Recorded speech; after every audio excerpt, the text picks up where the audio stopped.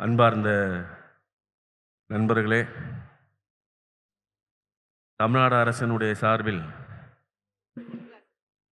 ஆதிதிராவிட நலத்துறையின் சார்பில் 2 நாள் கருத்தரங்கமாக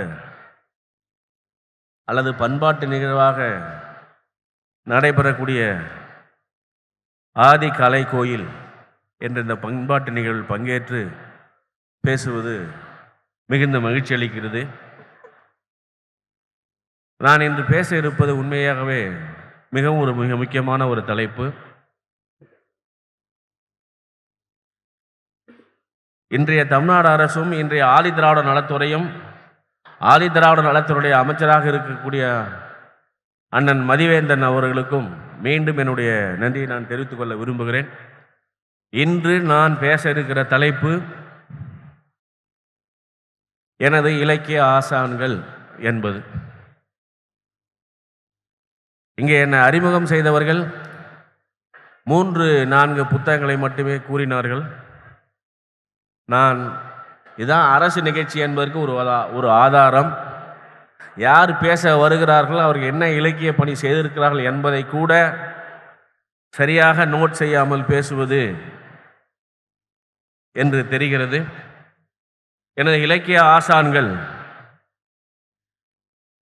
என்னுடைய 40 ஆண்டு இலக்கிய வாழ்க்கையில் 8 நாவல்கள், 8 சிறுகதை தொகுப்புகள் எழுதியிருக்கிறேன். இந்த 8 நாவல்களும் 8 சிறுகதை தொகுப்புகளும் எழுதுவதற்கு எனக்கு அடிப்படையாக இருந்தவர்கள் யார்? என் எழுத்திற்கு ஊன்றுகோலாக இருந்தவர்கள் யார்? என் எழுத்திற்கு அடிப்படையாக இருந்தவர்கள் யார்? என்னுடைய இலக்கிய மொழிக்கு அடிப்படையாக இருந்தவர்கள் யார் என்பதை பற்றி நான் இதுவரை பேசாத ஒரு பேச்சு தான் இன்று நான் பேச இருக்கிறேன். நான் ஏற்கனவே வேறு ஒரு சந்தர்ப்பத்தில் இந்த தலைப்பு குறித்து பேச வேண்டும் என்று நினைத்தேன். ஆனால் இன்று எதிர்பாராத விதமாக இந்த ஆதி கலைக்கோயில் பண்பாட்டு நிகழ்வில் பேசுவதற்கு ஏற்பட்டிருக்கிறது. ஒரு எழுத்தாளனை புரிந்து கொள்வதற்கு அவன் வாழ்ந்த சமூக பின்னணியை புரிந்து கொள்ள வேண்டும். ஒரு எழுத்தாளன் என்பவன் தனி மனிதன் அல்ல. ஒரு எழுத்தாளன் என்பவன் ஒரு சமூக மனிதன். அந்த சமூக மனிதனை புரிந்து கொள்வதற்கு அவன் வாழ்ந்த காலத்தையும் அவன் வாழ்ந்த சமூகத்தையும் புரிந்து கொள்வது மிக முக்கியமானது. ஒரு இலக்கிய பிரதியை அணுகுவதற்கும் எழுத்தாளனுடைய வாழ்க்கையும் அவன் வாழ்ந்த சமூகத்தையும் புரிந்து கொள்வது மிக முக்கியமானது. நான் இலக்கியம் படிக்க வந்த காலத்தில் அல்லது இலக்கியம் எழுத ஆரம்பித்த காலத்தில் எனக்கு மார்க்சிய பின்னணி இல்லை, திராவிட இலக்கிய பின்னணி இல்லை, குடும்ப பொருளாதார பின்னணி இல்லை. எனக்கு இருந்ததெல்லாம் குடும்ப வறுமையும் ஜாதிய ஒதுக்கலும் தான். என்னுடைய குடும்பத்தார்கள் என்னை திருவிழாவிற்கு அழைத்து சென்றதில்லை, சினிமாவிற்கு அழைத்து சென்றதில்லை. என்னுடைய குடும்பத்தார் என்னை அழைத்து சென்ற இடம் காடுதான், வேலை செய்வதற்காக. உண்மையிலேயே என்னுடைய இளமை காலம் என்பது, என்னுடைய இளமை காலத்தினுடைய விளையாட்டு மைதானம் என்பது அது காடாகத்தான் இருந்தது. ஒரு விதத்தில் நான் காட்டில் வளர்ந்த ஒரு குழந்தைதான். அந்த காட்டில் வளர்ந்த குழந்தை எப்படி இலக்கியமானது, இலக்கியம் எழுத வந்தது என்பதுதான் ஒரு வினோதமானது. பலர் இலக்கிய மேதைகள், இலக்கிய அறிவாளிகள், இலக்கிய ஆசான்கள் என்று சொல்கிறவர்கள் எல்லாம் இந்திய ஞான மரபு பற்றி பேசுகிறார்கள். இந்திய ஞான மரபு பற்றி எனக்கு எதுவுமே தெரியாது. உண்மையை சொல்ல வேண்டுமென்றால் இந்திய ஞான மரபு பற்றி எனக்கு எதுவுமே தெரியாது. எனக்கு தெரிந்ததெல்லாம் என்னுடைய அம்மாவும் அப்பாவும் தெருக்கூத்துக்காரர்களும் ஊர்க்காரர்களும் தெருக்காரர்களும் வாழ்ந்து காட்டிய வாழ்க்கையும் அவர் சொல்லித்தந்த கதையும் தான் என்னுடைய ஞான மரபு. அதே போன்று இந்திய இலக்கிய மரபு, தமிழ் இலக்கிய மரபு பற்றி பலர் பேசுகிறார்கள்.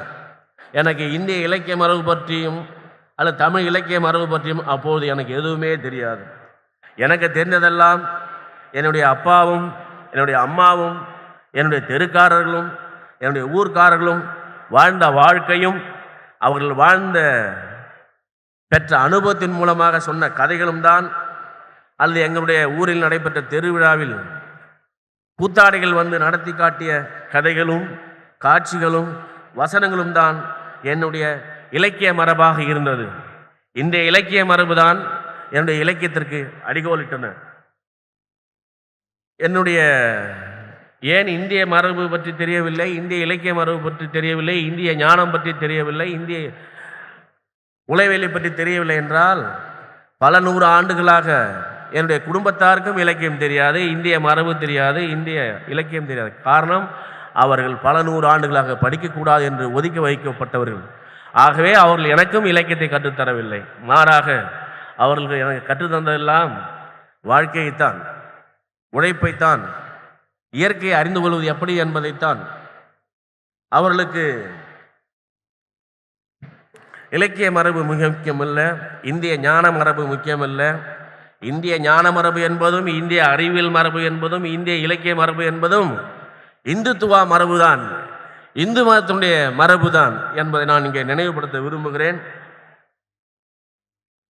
எனக்கான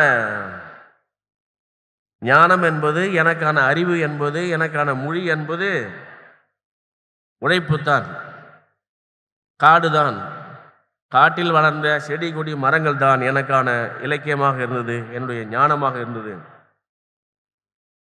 நான் பிறந்தது மேலாதனூர் என்ற கிராமத்தில்.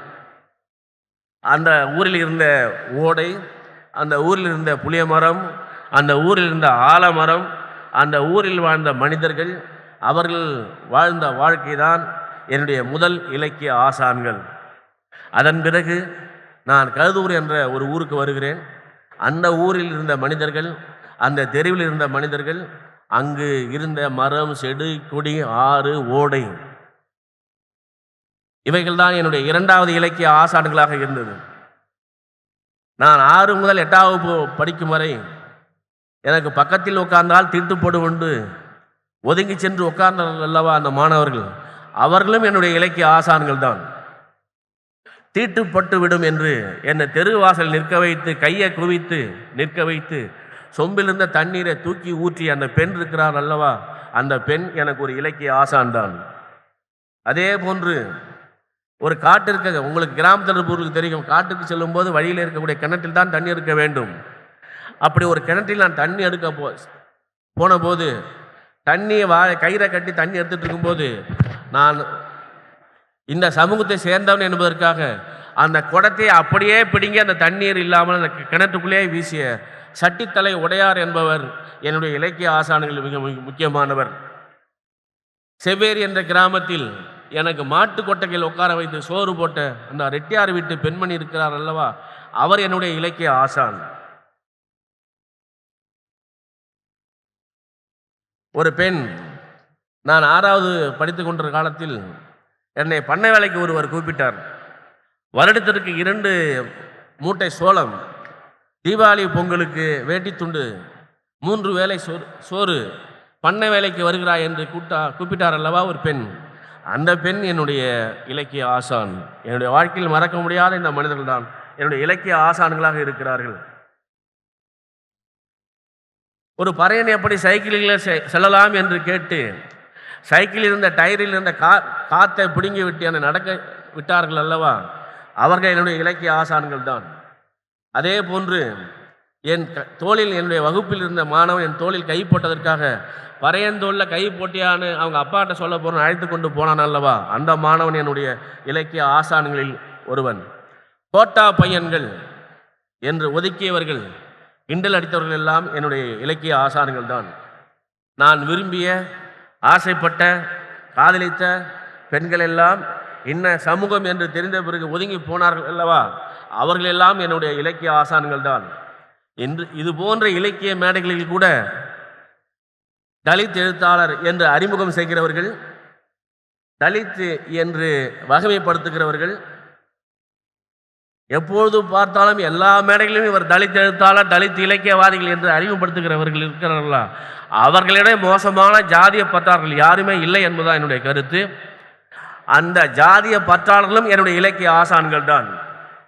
பன்றிக்கறி தின்பவன், மாட்டுக்கறி தின்பவன் என்று ஒதுக்கியவர்கள் இருக்கிறார்கள் அல்லவா, அவர்கள் என்னுடைய இலக்கிய ஆசான்கள் தான். பொது பாதையில் பணத்தை எடுத்து செல்லக்கூடாது என்று மறிக்கிறார்கள் அல்லவா 2024 அவர்கள் என்னுடைய இலக்கிய ஆசான்கள் தான். பரத்தெருவில் இருக்கும் பள்ளிக்கூடத்திற்கு தங்களுடைய குழந்தை அனுப்பாத பெற்றோர்கள் இருக்கிறார்கள் அல்லவா, அவர்கள் என்னுடைய இலக்கிய ஆசான்கள் தான்.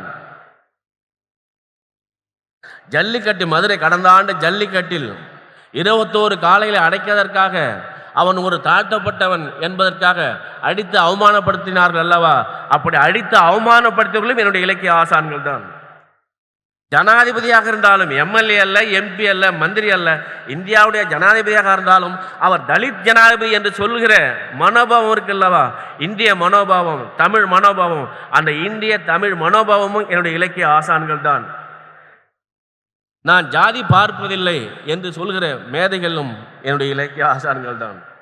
ஏனென்றால் ஜாதி பார்க்க மாட்டேன் என்று சொல்கிறதே ஒரு ஜாதிய மனோபாவம் தான்.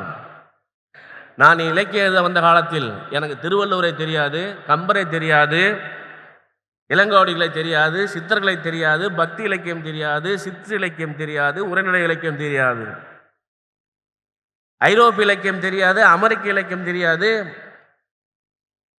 ஆப்பிரிக்க இலக்கியம் தெரியாது. எனக்கு தெரிந்ததெல்லாம் ஒன்றுதான், வாழ்க்கை. எனக்கு தெரிந்ததெல்லாம் ஒன்றுதான், அது உழைப்பு. இந்த உழைப்பும் வாழ்க்கையும் தான் இலக்கியம். நான் மார்க்சியம் படித்துவிட்டு இலக்கியம் படிக்க வரவில்லை, எழுத வரவில்லை. தலித்தியம் படித்துவிட்டு இலக்கியம் எழுத வரவில்லை, அல்லது மாடர்னிசம் அல்லது நவீனத்துவம் படித்துவிட்டு நான் இலக்கியம் எழுத வரவில்லை. நான் எதை படித்துவிட்டு இலக்கியம் எழுத வந்தேன் என்றால், வாழ்க்கையை படித்துவிட்டு இலக்கியம் எழுத வந்தேன். அந்த வாழ்க்கை தந்ததுதான் இந்த வாழ்க்கை. நான் வாழ்ந்த வாழ்க்கையும் நான் வாழ்கிற வாழ்க்கையும் தான் என் இலக்கிய மிக முக்கியமான ஆசான்கள். நான் வாழும் வாழ்க்கை இல்லாமல் என்னுடைய இலக்கியம் இல்லை. என்னுடைய இளமை காலத்தில் என்னுடைய மிகப்பெரிய ஆசைகளாக இருந்தது என்னவென்றால், 10-20 காணி நில வேண்டும், ஒரு மாட்டு வண்டி வேண்டும், ஒரு மெத்தை வீடு வேண்டும், வருஷத்திற்கு 20 மூட்டை எள் விளைய வேண்டும், வருஷத்திற்கு 20-30 மூட்டை கடலை விளைய வேண்டும், வருஷத்திற்கு 20-30 மூட்டை சோளம் விளைய வேண்டும் என்ற கனவுதான் இருந்தது. அந்த கனவுகள் இப்போது என்னுடைய இலக்கிய ஆசான்களாகத்தான் இருக்கிறது. இது எல்லாமே என்னுடைய 20 வயதுக்கு உட்பட்ட இலக்கிய ஆசான்கள். இந்த இலக்கிய ஆசான்கள் இல்லாமல் நான் இலக்கியவாதியாக இருக்கவே முடியாது. இதுவரை சுப்ரீம் கோர்ட்டில் 864 பேர் நீதிபதிகளாக நியமிக்கப்பட்டிருக்கிறார்கள். அவற்றில் 21 பேர் தான் SC ST பிரிவினை சேர்ந்தவர்கள். இந்த 21 பேரை மட்டுமே நியமனம் செய்த அந்த அறிவாளிகள் இருக்கிறார்கள் அல்லவா, அவர்களும் என்னுடைய இலக்கிய ஆசான்கள் தான். இப்படி நான் பட்டியலிட்டவர்கள் எல்லாம் இல்லாமல் இந்த பட்டியலிட்டவர்களெல்லாம் நீக்கிவிட்டு என்னால் இலக்கியம் எழுத முடியாது. இவர்கள்தான் என்னுடைய இலக்கிய ஆசான்கள். இந்த பட்டியலில் உள்ளவர் எல்லாம் இல்லாமல் ஒருபோதும் என்னால் இலக்கியம் எழுத முடியாது. இவர்களைத்தான் நான் மீண்டும் மீண்டும் நினைவு கொள்கிறேன். இந்த சமூகத்தில் வாழ்வது என்பது, ஒரு குடத்தில் ஒரு பாம்பு இருக்கிறது, ஒரு குடத்தில் ஒரு பாம்பு இருக்கிறது, அந்த குடத்திற்குள் ஒரு மனிதன் வாழ்கிறான். இந்திய அல்லது தமிழ் சமூகத்தில் ஒடுக்கப்பட்டவர்கள், தாழ்த்தப்பட்டவர்கள் இந்த சமூகத்தில் வாழ்வது என்பது குடத்தில் இருக்கும் பாம்புடன் வாழ்வதற்கு இணையாகும் என்று கூறி முடித்துக் கொள்கிறேன். நன்றி, வணக்கம்.